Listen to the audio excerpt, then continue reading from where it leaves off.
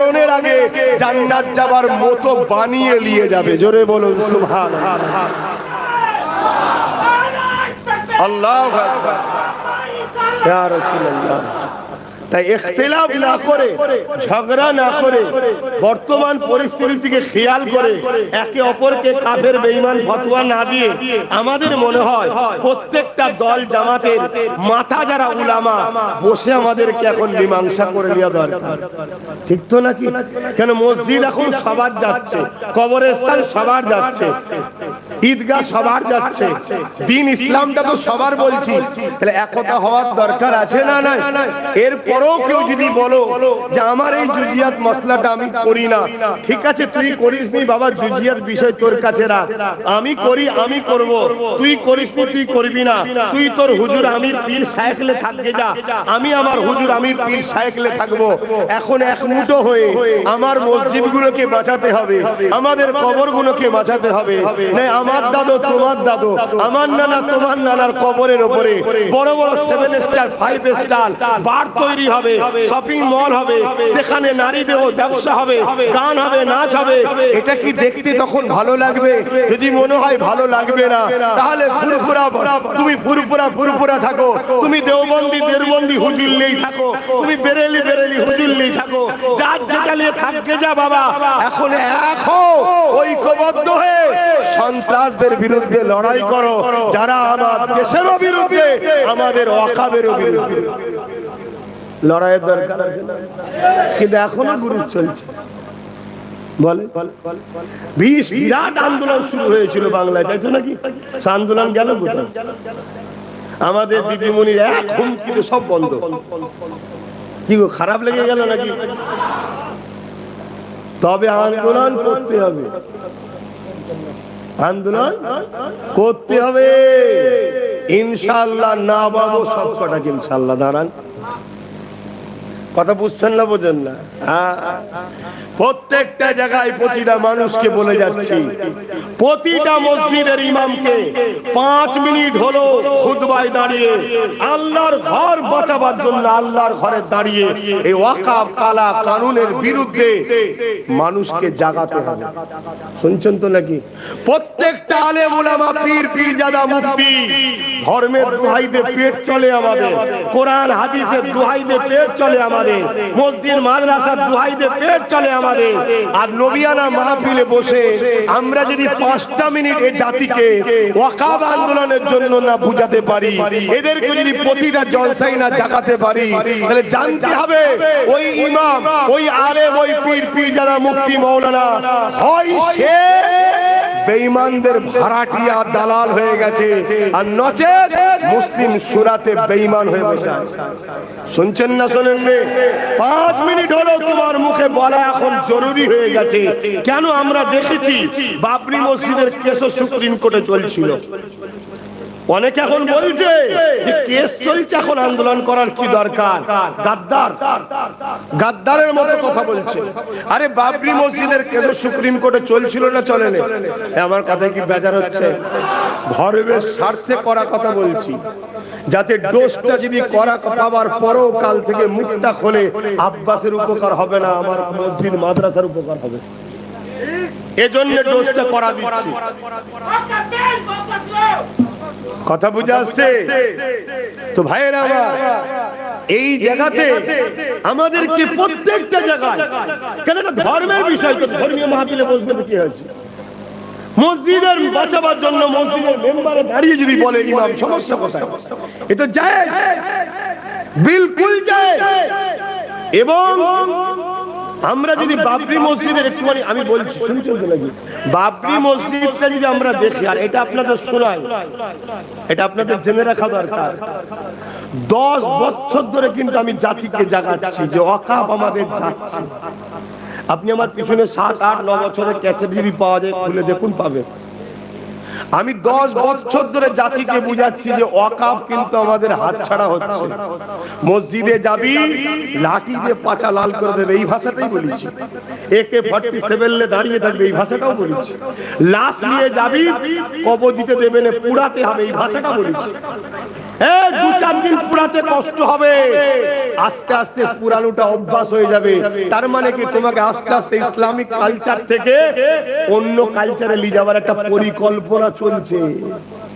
তুমি বোঝো, তুমি যদি মনে করো আরে ইসলাম মেনে ছেড়ে দেবো, তাহলে আলাদা কথা, তাহলে আব্বাস সিদ্দিকীকে তোমার নজরে পাগলই লাগবে। তবে মনে রেখে দিও, ইসলামকে কেউ যদি মিটাতে যায়, আমার আল্লাহ তার সঙ্গে 2 ধরনের ব্যবহার করেছে। হয় নমরুদ ফেরাউন হবে, আর নয় ফারুকে আজমের মতো ইসলামের খাদেম হতে হবে। জোরে বলুন সুবহানাল্লাহ। তৃতীয় কোনো অপশন নেই। শুনছেন তো নাকি? ইসলাম নিয়ে আমার টেনশন নেই, ইসলাম ছিল, আছে, থাকবে। অলরেডি সব থেকে বেশি ইসলামের পিছনে যারা লেগেছিল তারা হলো আমেরিকা, ইউরোপ, দুনিয়া। জানেন তো নাকি, বুশ বলেছিল ইসলামকে মুছে দেবো। বুশের ঘরেতেই একটা কন্যা ছিল, তাকে আল্লাহ ইসলাম কবুল করিয়েছে, কোরআনের হাফেজাও বানিয়ে দিয়েছে। জোরে বলুন সুবহানাল্লাহ। যে ইউরোপ বলেছিল ইসলাম রাখবো না, আজকে সেই ইউরোপই বলছে সরকার তাদের, রাষ্ট্র তাদের, সংখ্যাগরিষ্ঠ তারা, মিসাইল তাদের, পারমাণবিক শক্তি তাদের, বন্দুক তাদের, মিলিটারি তাদের, পুলিশ তাদের, রাজপাট তাদের, ইসলাম মিটিয়ে দেবো।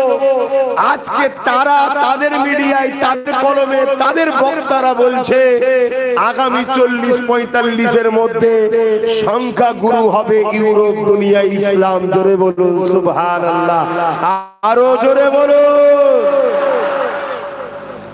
তাহলে ইসলাম কি জিনিস বুঝতে পারছেন? ইসলামের পিছনে লাগার কয়েকটা কারণ আছে, তার মধ্যে 2টো কারণ এখানে বলে যাচ্ছে। একটা কারণ হচ্ছে কিছু লোক ক্ষমতায় যাবার পরে না নিজেকে এবার খোদা বানাতে চায়, মানে মানুষ আমার উপাসনা করবে। আমার দেশেও কেউ কেউ এরকম স্বপ্ন দেখছে, প্রতিদিন মেতর হয়ে হাত ভাসে পিছনে, সে স্বপ্ন দেখছে আমি খোদা হব। মাথাটা কি খারাপ হয়ে গেল নাকি? এদেরও দশা আগেকারের খোদাগুলোর মতো হবে, যেমন দাঁত কেলিয়ে মিশরে এক নকল খোদা পড়ে আছে, জানেন তো নাকি? হ্যাঁ, এই একটা কারণ। কেন ইসলাম এদের রাস্তার, ইসলাম এমন একটা আলো, ভণ্ড খোদা সব ধরা পড়ে যায়। শুনছেন তো নাকি? ভণ্ড খোদা হবার যে স্বপ্ন দেখে তার মাথায় বাজ পড়ে যাবে, ইসলাম থাকলে ইসলাম রাখবো না। আরেকটা কারণে ইসলামের বিরোধী হয় যারা ধর্মের নামে ভণ্ডমি করে বাবা সেজে নারী দেহ শোষণ করে। আছে না নাই? এরা দেখছে আমার খদ্দের দোকান পালাই, দোকান থেকে খদ্দের পালাচ্ছে, এজন্য ইসলামকে রাখতে চায় না। আরো অনেক কারণ আছে, সে বলতে গেলে পুরো ওই বিষয়টার উপরে আলোচনা করতে হবে। এখন ওদিকে যাচ্ছি না, কেন আমার পরে আরো উলামারা আছেন, তাদেরও হক আছে ওয়াজ করা, তাদের টাইম মেরে দিলে হবে না। তাই সময় সংক্ষেপ, আমি এতটুকু বলে যাচ্ছি। বাবরি মসজিদের কেস চলছিল সুপ্রিম কোর্টে। সুপ্রিম কোর্টে ভালোবাসা, আস্থা, বিশ্বাস, ভক্তি আছে না নাই? জোরে বলো।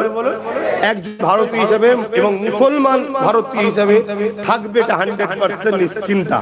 কেন? দেশকে ভালোবাসা, হুজুর পাক সাল্লাল্লাহু আলাইহি ওয়াসাল্লামের সুন্নাত, নবী মাতৃভূমি মক্কাকে ভালোবেসেছে। নবী হলেন আমাদের মডেল, লাকাদ কানা লাকুম ফি রাসূলিল্লাহি উসওয়াতুন হাসানাহ। তা আমাদের মাতৃভূমিকে ভালোবাসতে হবে, এটা হচ্ছে নবী আমাদের মডেল। তো এটা 100%। কিন্তু সুপ্রিম কোর্টে যারা জজ হয় তারা তো মানুষ, চাপে পড়ে হোক, হিংসাবশত হোক, বা চাকরি কাল চলে যাবে, আজকে একটা কিছু দিয়ে মোটা অঙ্কের নিয়ে চলে যাই হোক, জানি না, যে কোনো কারণে মানুষের ব্যতিক্রম ভুল হতে পারে না, পারে না। তার একটা নমুনা আমরা দেখলাম, সুপ্রিম কোর্টে বাবরি মসজিদের রায়টা আস্থার উপরে হয়েছিল, তাই তো নাকি? এই আস্থার উপরে রায় হয়েছে সংবিধান বিরোধী, যেমন তার থেকে বড় আসামি অন্যায় হলো মুসলিম জাতি। মুসলিম জাতি বাবরি মসজিদকে শুধু 6 ডিসেম্বর এলে মনে করতো, বাকি সারা বছর ভুলে গেছিল। ঠিক বলছে না ভুল বলছে? এই সুযোগটাকে ওরা কাজে লাগিয়েছিল। আজকেও ঠিক ওয়াকফটাকে ডেটের পর ডেট আর আমাদের ঘরে একদল আলেম উলামা পীর পীরজাদা ভুলাতে চাইছে। আরে কেস চলছে তো, হবে খুনি। আর আমরা যখন ওয়াকফ টোটাল ভুলে যাব, টুক করে দেখবেন আইন ঘোষণা হয়ে যাবে, সুপ্রিম কোর্টও বলে দিয়েছে ওটা লাগু। তারপরে কি হবে? আপনি মসজিদ বাঁচাতে পেরেছেন, এটাও বাঁচাতে পারবেন না। তাই প্রত্যেকটা মসজিদে শুক্রবারকে ইমামকে বলতেই হবে, যে ইমাম ওয়াকফে বলতে চাই না, আল্লাহ জাত পাকের কসম করে বলছি, ওর ইমামতি করার অধিকার নেই। যে পীর পীরজাদা আলেম উলামা মুফতি মাওলানা জলসার মাহফিলে গিয়ে 5টা মিনিট ধরে এই মসজিদের পাশাপাশি স্বার্থে কথা বলবে না, কবরস্থান ঈদগাহ খানকার স্বার্থে কথা বলবে না, এই নবীর মেম্বারে ওর ওঠার অধিকার নেই। জাতিকে এদেরকে চিনতে হবে কে আমাদের বন্ধু, কে আমাদের দুশমন। দাড়ি থাকলে, টুপি থাকলে, মৌলী সাহেব পীর সাহেব থাকলেই শুধু আল্লাহওয়ালা হয়নি রে বাবা। আখরি জামানা। আমার নবী নামাসা ইমামে হোসাইনের থেকে প্রিয় কেউ আছে ভাই আপনাদের কাছে? আমার নবীর কাছে প্রিয় কেউ ছিল? জিনাকে দুনিয়া থেকে জান্নাতের যুবকদের সর্দার আল্লাহ বানিয়ে দিয়েছে। এই আল্লাহ কোন জিনিস দিবার পর আবার কেড়ে নেয় নাকি? আল্লাহ নিজে শিখাচ্ছেন, দান করার পরে সেই জিনিসের প্রচার করতে নেই যে আমি করেছি। কেন দিবার পরে আর তোমার থাকে, অতএব সেটা নিয়ে রে করা ঠিক নয়। তা আল্লাহ যাকে জান্নাতের যুবকদের সর্দার করেছে ইমাম হোসাইন, আবার কালকে চেঞ্জ করে দেবে নাকি? আর আল্লাহ যাকে সর্দার করেছে এটা ভোটাভুটিতে না সিলেক্টেড? এখানে কেউ বিরোধী করে কাটাতে পারবে? তা জান্নাতের যুবকদের সর্দার চাইলে জান্নাতে রাখতেও পারে, বার করতেও পারে, এ ক্ষমতা তার আছে না নাই? আর যদি না থাকে তো সর্দার আবার কিসের? সর্দার কাকে বলা হয়? পাওয়ার যদি না থাকে তো কিসের সর্দার? এই নাম কি আসতে সাইনবোর্ড নাকি? একটাই পোস্ট, বাকি সব ল্যাম্পপোস্ট, যেমন আমার রাজ্যে চলছে, একটাই পোস্ট বাকি সব এরকম নাকি? পাওয়ার আছে না নাই? কষ্ট নিলেন নাকি? নিলে কিছু করার নেই, সত্যটাই তো বললাম।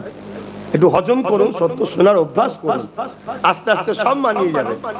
আর আজ যদি না শোনেন, কালকে শুনতে চাইবেন, শোনাবারও কেউ থাকবে না, কিছু করার নেই।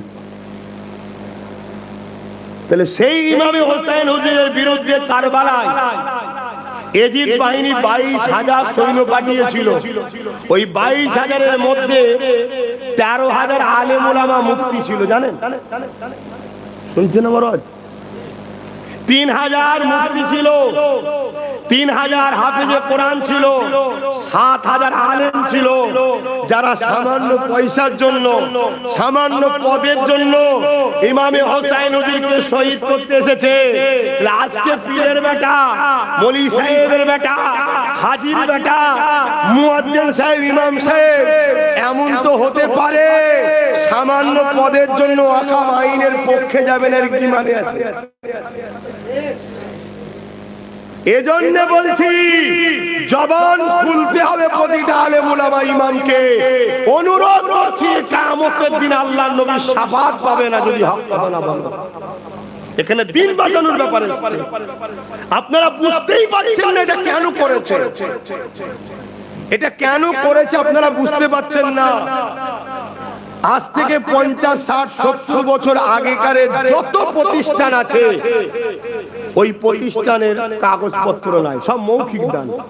শুনছেন না? শোনেন? মৌখিক দান ইসলামে জায়েজ আছে না? তা আমরা তো আল্লাহর জন্য করেছি। আমরা কি জানি যে 2014 এমন একটা সরকার আমার দেশের মাথায় বসবে যে পুরো দেশটাকে তছনছ করে দেবে? এক অপদার্থ ফ্যাসিস্ট জালিম সরকার 2014 আসবে, আমাদের পূর্বপুরুষরা জানতো নাকি? তারা আল্লাহর খুশির জন্য দিয়েছে, এই মসজিদের জন্য যা, এই মাদ্রাসা, এই কবরস্থান, এই ঈদগাহ, মৌখিক। আর আজকে কত তারিখ? 13/6/2025, 11টা 5 এখনো মৌখিক দান সুপ্রিম কোর্টে আইন অনুযায়ী যায়, এজন্য দান করেছে। কিন্তু তার কোনো কাগজ আছে কি? গভর্নমেন্ট বলছে তাড়াতাড়ি কাগজ জমা দাও, জমা দিতে পারলে সব সরকার হয়ে যাবে।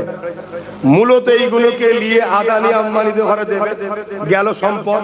দ্বিতীয় কি অপশন, দ্বিতীয় বিপদটা কি শোনো।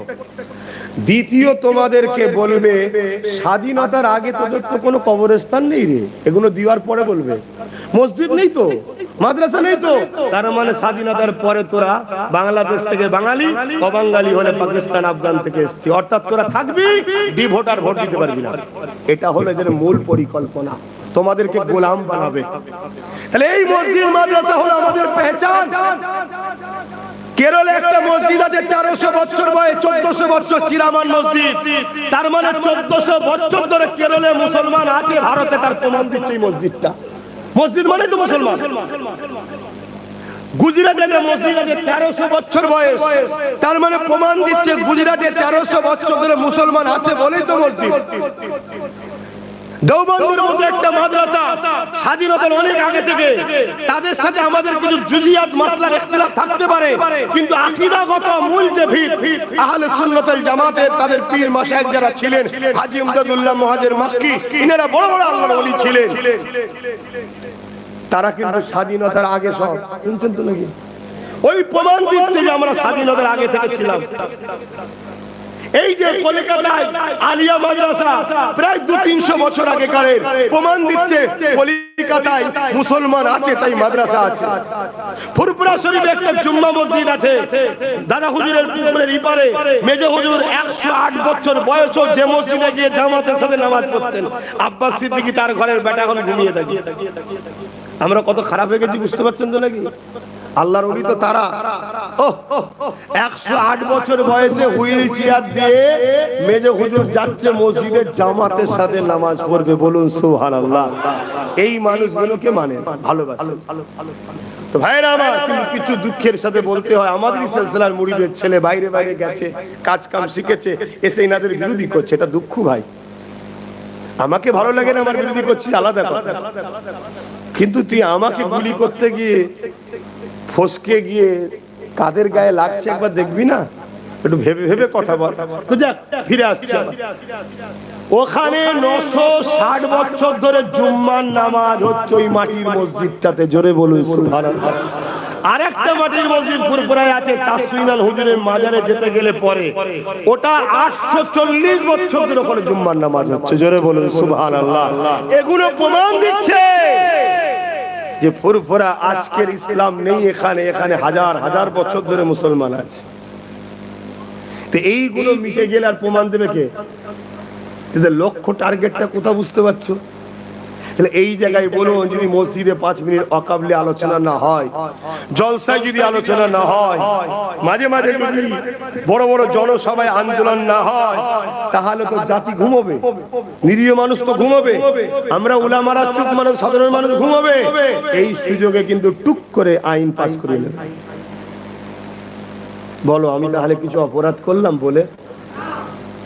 এই সামনে সোমবার আমার আবার প্রোগ্রাম আছে, যদি পারেন বেশি দূর নয়, এই বাহানা চেনেন?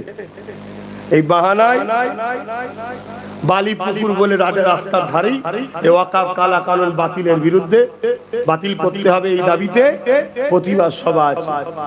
আমি এখান থেকে আরো একটা মেসেজ দিচ্ছি, আমার প্রত্যেকটা আলেম উলামা ইমাম ভাইদের ঘরে আসেন। আমি একটা উলামা ইমামদের একতা করছি। কি একতা? আমার টার্গেট আপনারা এখন প্রকাশ হতে হবে না, আপনারা নাম ফোন নাম্বারটা শুধু জমা দেন। এটা যখন 30, 40, 50 হাজার আলেম উলামার নাম হয়ে যাবে, তখন আমরা প্রকাশ হব। বলুন, আজকে যদি 50,000 উলামা ইমাম এক জায়গায় হয়, তো একটা আলেম মানে ইমাম মানে যত কমই হোক তার পিছনে 200 লোক আছে। তো তাহলে কম করে 10 লক্ষর উপরে, এই 1 কোটির কাছাকাছি। কথা বুঝে আসছে না? তাহলে আমাদেরকে কেউ কিছু করতে পারবে? কথা বলে এটা ভাবুন। এরপরও যদি কোনো ইমাম মনে করে যে না বাবা, জানাজানি হয়ে গেলে আমার যদি আশাটা বন্ধ হয়ে যায়, আমি একটাই কথা বলবো, সম্মানের স্বার্থে, কারণ আপনারা সম্মানীয় জিনিস। বাড়াইপুরের ইমামের ঘর পুড়িয়ে দিতে গেছিল, ইমাম যদি না ছুটে পালাতো সমেত পুড়িয়ে দিত। কেস হয়েছে, অ্যারেস্ট হয়েছে। মসজিদে ঢুকে মেম্বারের কাছে পিশাব করেছে, কেস হয়েছে, অ্যারেস্ট হয়েছে। কাল আপনার পালা আসছে, একা থাকবেন, একা মরবেন। আপনার হয়ে কেউ দাঁড়াবার নাই। আমি তো ঘুরে দেখছি, আমি ঘুরে দেখছি রে বাবা, দাঁড়াবার কেউ নেই। আমি সাহস নিয়ে বলছি আপনার সামনে দাঁড়াবো আমি, কিন্তু আপনাকে তো আমার সাথে আসতে হবে। আর না কেন আমি আপনার জন্য মরতে যাব? কি ইন্টারেস্ট আছে আমার? আসুন আমরা সবাই মিলে ইসলাম বাঁচাবার জন্য এক হব, আমাদের বাচ্চাদের ইসলাম দিবার জন্য এক হব, অন্যায় মিটাবার জন্য এক হব। তাহলে আপনার উপরে ঝড় এলে আপনার পাশে আমি দাঁড়াবো। সময় সংক্ষেপ, সালাম দেবো, দোয়া করবো। ইয়া নবী,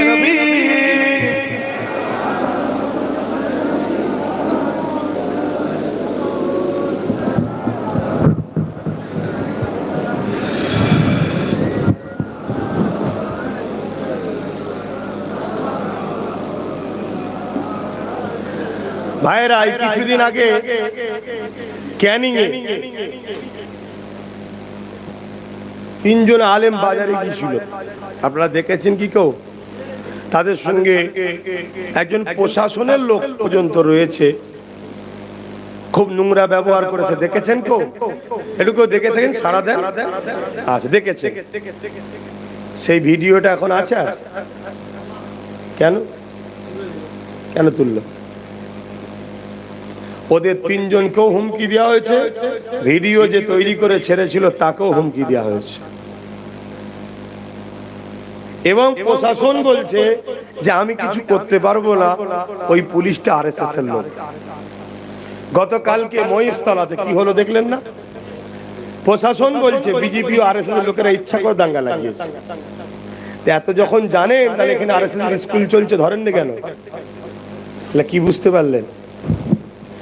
এত কিছু দেখার পরেও যদি তোমরা মনে করো,